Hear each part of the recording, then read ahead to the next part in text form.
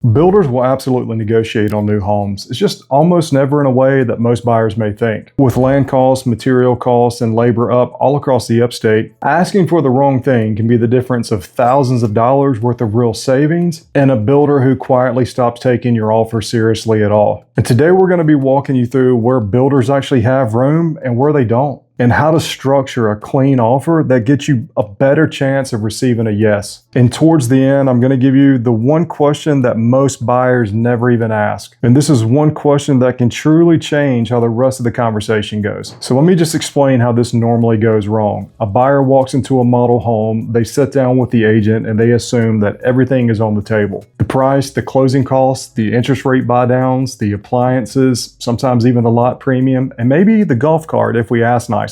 And I'll be honest, it never hurts to ask for anything. The worst they can say is no. But there's a big difference in structuring a smart ask versus just a bunch of random stuff that someone on the internet said you could probably get. And here's a real example of how all this actually works. There are times when a builder opens a brand new community up and they're trying to get momentum. They're trying to create some activity. They're trying to get some people moved in. And sometimes there's value in that. Maybe this particular model home isn't even finished yet, but maybe they're selling out of a community nearby that's coming to an end. Or perhaps they've even got the first couple homes released, they just don't have anybody established and moved into the communities yet. And sometimes in situations like this, the builder may be more flexible. And it's not because the builder's necessarily desperate or you gave the sales rep some motivational sales pitch, but it's because they're trying to prove demand. They want early contracts. They want that momentum. They want to show that the neighborhood is moving and people want to be there. So sometimes they'll offer extra upgrades, some additional closing cost help, some lot premiums deducted, some appliance packages, and some other incentives sometimes sprinkled over top. The same builder 3 months later, now that the community has momentum and things have been rolling for a little while, could say no to a lot of those same things. And usually that looks like a different conversation entirely. You've got the same builder, same floor plans, same community, but totally different level of leverage at that point. And this is the part where a lot of people can really miss out on the point. They've got a friend or a cousin who got the same home for $20,000 less. And so it's easy to think, well, I should be able to get that too. But the truth is you rarely ever know the full details of someone else's deal. So instead of trying to chase what your friend or a family member got, you want to understand what can be created and tailored for your specific situation. Because honestly, builder negotiations aren't a one-size-fits-all solution. It's not always about pushing harder, it's about pushing smarter and asking for the right things. And if you're looking at new construction in Greenville, Spartanburg, Anderson, Western North Carolina, or anywhere in these areas, and you want someone who knows how to read these situations, who are out actively working with these builders, they know their products and the best deals in the marketplace, this is exactly what we do, so reach out at any time. And by the way, if we haven't met yet, I'm Gary with Homes Ever After. We help buyers, sellers, first-time home buyers, families relocating to the upstate. And on this channel, we try to break stuff down in plain English, stuff that's easy to understand. Because honestly, buying or selling a home can come with a lot of different moving parts. All right, so this is where to actually look for room and where you might be wasting some time and spinning your tires. Inventory homes, sometimes these are quick move-ins or homes that might be completed within the next 30 days or 60 days. Inventory homes usually have the most flexibility. These are often quick move-ins or homes that will be ready within the next 30 to 60 days. They're already built, almost built, or they're far enough along that the builder already has some real money invested in them. And once a home has been sitting there, the builder starts to have some carrying costs at that point. Construction loans, some capital that needs to be freed up so they can start their next phase or community. This is where you start to see the best deals show up. The best interest rates, the best closing cost incentives, the best move-in packages with appliance and so forth. Not the homes that are to be built and they're still 4 to 6 months out. These are the quick move-ins. These are going to have the best deals. And this is what's going to help you win here. Have a clean offer. Be pre-approved. Don't have a complicated situation. The cleaner your offer, the easier it is for them to say yes. For a builder, certainty and assurance is going to have a lot of value here. The second way to win big is being early in a new community. When a When a brand new community is up, you've got the entrance sign, maybe the model home isn't even completed yet. Oftentimes in situations like this, they're even selling from a nearby community because they don't have an office space yet. This is where sometimes the builders may offer a little extra, some design money, some additional credits, reduced or waived lot premiums altogether, extra upgrades and packages just to really gain some momentum in that new community. But these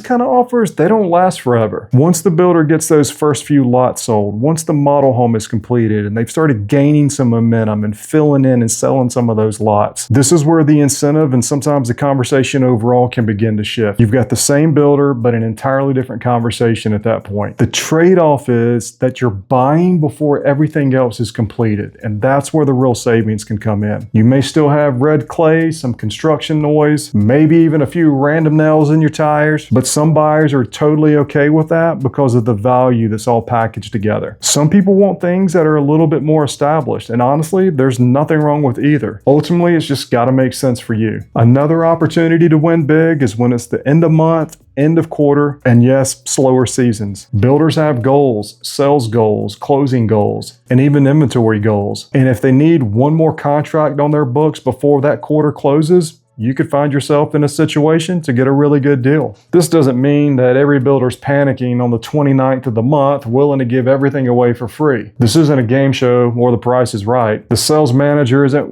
running around panicking, screaming, everything must go. But the truth is, timing does matter, especially on homes that are already move-in ready. And just another quick note on some urgency. You may hear a sales rep say that this particular incentive is going to be ending soon. And sometimes it's true, or sometimes maybe a slightly different variation of that same incentive shows up later, just wearing a different hat. The important thing is not to ignore the urgency altogether, because sometimes promotions do truly end. But don't let them push you into a bad decision either, or in a situation where you're leaving a little bit of fruit on the tree, if you know what I mean. Urgency is always a clue, it's not a command. Now, this is an area where sometimes builders don't really move much at all, if any. And this can often be where buyers sometimes waste the most energy throughout the entire process. If you're building from the ground up, this is my lot, it's all red dirt, you're picking out your plan and all the things, that can be, of course, a very exciting process. However, the base price is usually the price, and that's the best you're going to get. That price is tied to the land, to the development, to the materials, the labors, the trades, and the pricing structure for the entire neighborhood.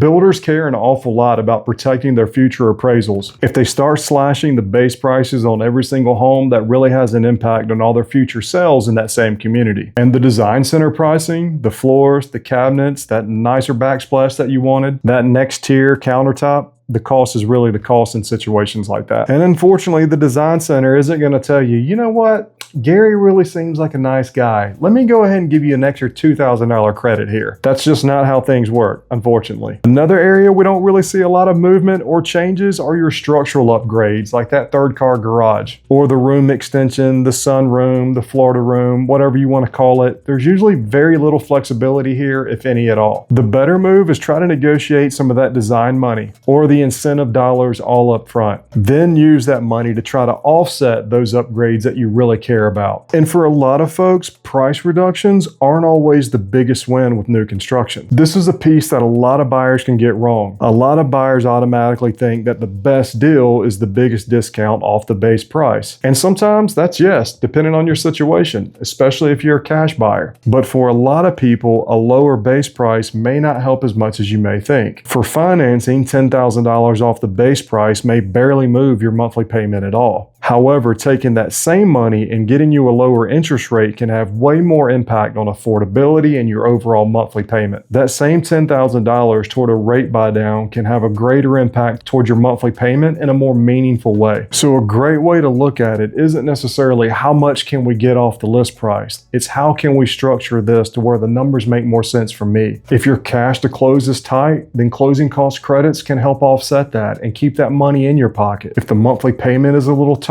then that rate buy down is going to help also keep more money and allow that to stay into your home every month. If long-term equity matters more, then that may show up in the base price itself. If move-in costs are the issue, appliances and blinds and some of those additional things that you buy once you move in could be the ticket here. If timing is in the issue, you're relocating, that lease is up, then closing date flexibility can sometimes matter more. The right deal really depends on the buyer and their specific needs. This is why a lot of generic advice can get people in trouble. And if you're really not sure which one of these really matter most to your situation, this planning stage and laying everything out and walking people through it is one of the most important things and something that we truly enjoy helping people navigate, because this is one of those things that's truly different for everyone, and what's important to you may be different from someone else. Just reach out, we'll help you walk through it, and again, no pressure as always. Keeping the ask clean, the offer structure clean. When you actually make the offer, keep it clean. One clear, one reasonable ask could sound a little something like this. We'd like to purchase this home at the right price, with this amount toward closing cost, this closing date, these specific items and incentives, this move-in package, and these specific items. That's it. The builder can say yes, the builder can say no. They could possibly even counter, but if nothing else, it gets a conversation going. A game of verbal tennis, I like to call it. And while this sounds very simple,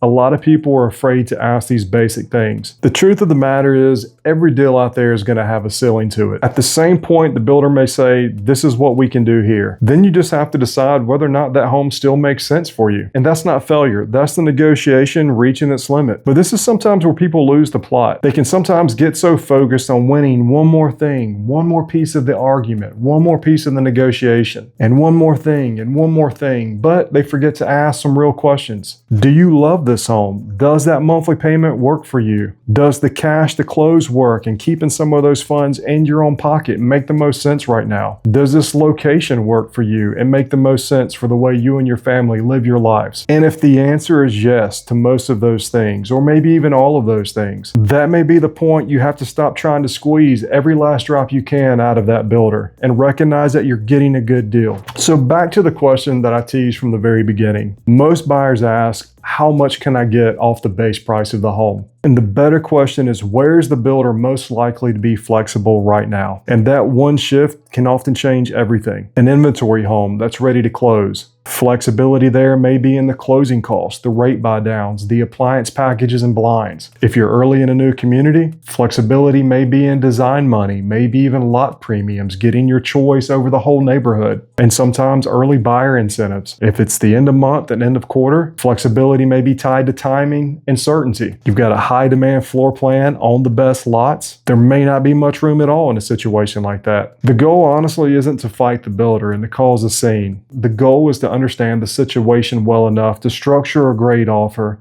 and get you more yeses than you hear nos. And here's just a little tip. Before you walk into the next model home, write down the one thing that matters to you most, whether that be price, the monthly payment, the cash to close, timing, move-in items, and be clear on that, because if you can't answer that for yourself, you can't know how to structure the best offer. And instead, the builder's gonna structure it for you. So if you're considering new construction in Greenville, Spartanburg, Anderson, or anywhere in Western North Carolina, and if you're trying to figure out which builder incentives are real, which ones truly offer the best help, and where there's going to be the most room to negotiate, we love to have that conversation. No pressure, no pitch, just a real conversation to help you navigate all this stuff and figure out which deal is going to make the most sense for you. And if you want to keep going on new construction, watch this next video where I share how you can actually go about getting the best deal on a brand new home. Because the model home is beautiful, and that kitchen island for some reason is always enormous, and that office always smells like fresh cookies and financial decisions. It's worth knowing what to expect before you walk into the next one. And as always, I appreciate you stopping by, and we'll see you on the next one. Take care.